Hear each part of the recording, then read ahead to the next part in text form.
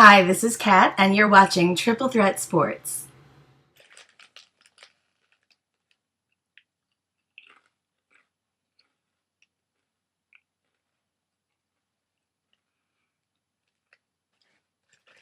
Okay, so we all saw what happened last night, and I'm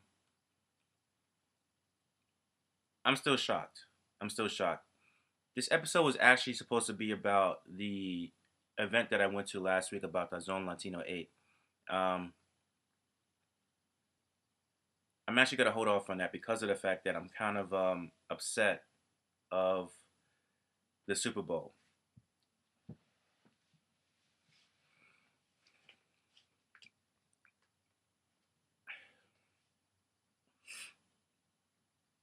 Don't worry, I'm not gonna cry, but I can't believe how bad the Denver Broncos played. Not trying to take anything away from the Seahawks, but the Denver Broncos wasn't themselves, and that was the worst they played all year.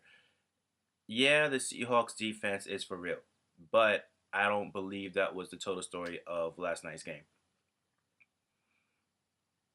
It all started in the first play of the game where the center from the Broncos pretty much choked. He got scared and he gave a bad snap to Peyton Manning. And I said it to a couple of my friends earlier during the week. I said, the game will be told in the first two drives of the Super Bowl. And they didn't believe me. Look what happened. The Seahawks had control of the first two drives of the game. What did that mean? It was going to be a long night for the Broncos, and it was definitely a long night for the Broncos. I don't remember what the score was. I actually don't even want to think about what the score was, actually. But again, kudos to the Seattle Seahawks. Kudos to Russell Wilson to keep a straight head in the game and never panic and putting up decent numbers. I wouldn't say it was the best numbers, but it was decent numbers. And pretty much held his own on the offensive side. And Malcolm Smith did deserve the MVP. I mean, Percy Harvin was definitely a close second. I feel like if you didn't give it to Malcolm Smith, Percy Harvin definitely deserved MVP. But to say that Malcolm Smith didn't deserve it, he did. He returned it for a touchdown. He had 10 tackles. A lot of people forget that actually means a lot. He had 10 tackles in a Super Bowl game. That's pretty damn impressive. And yeah, my hats off to the Seattle Seahawks. Many people do not like Pete Carroll. I kind of don't like Pete Carroll myself, but you know what though, he did a great job with that Seahawks team, especially in the past few years. You know, maybe he had learned his way from his college days. Maybe he kind of like grew up, but you know what? At the end of the day, he did a good job with the Seattle Seahawks.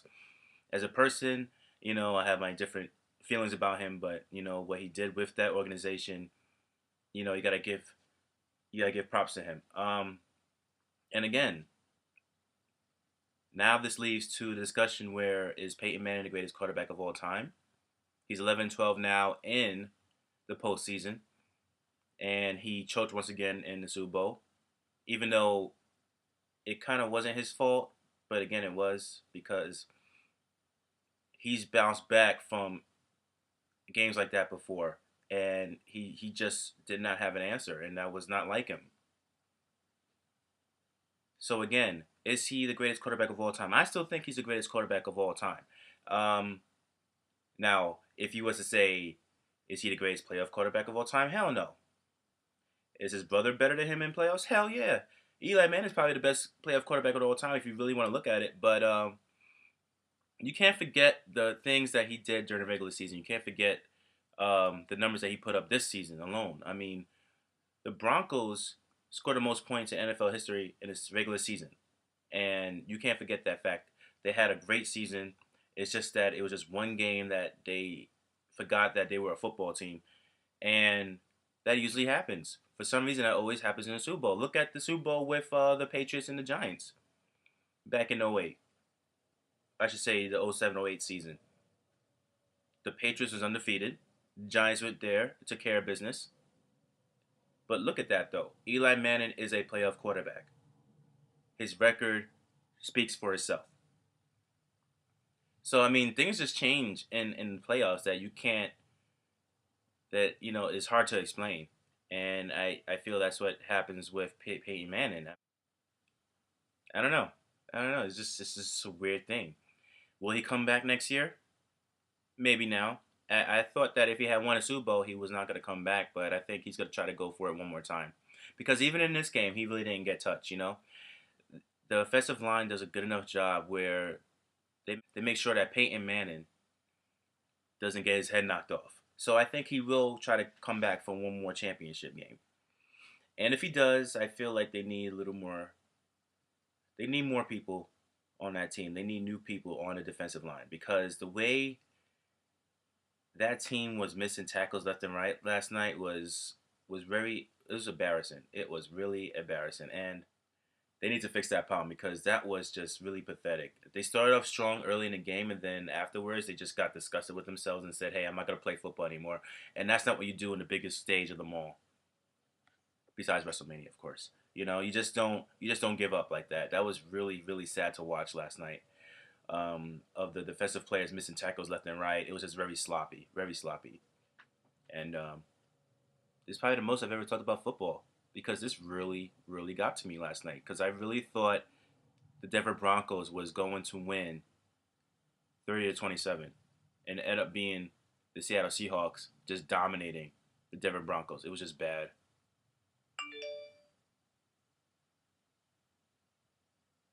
And now it's my homegirl Allie texting me right now. Um, so yeah, so pretty much that's it. That's all I'm gonna say about um, the Super Bowl. And the next episode, I will be showing clips of my time at Tazon Latino 8, which is a NFL legend slash celebrity event that they have every year on Univision. And I'm pretty much just going to show clips of me being there because I'm awesome. That's right. I said it. Hello. HJB here. Triple Threat Sports. And I'm out.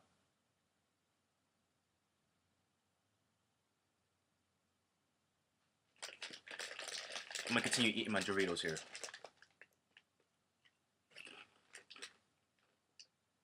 Hi, I'm Leonel Es El Rey, and I approve this message.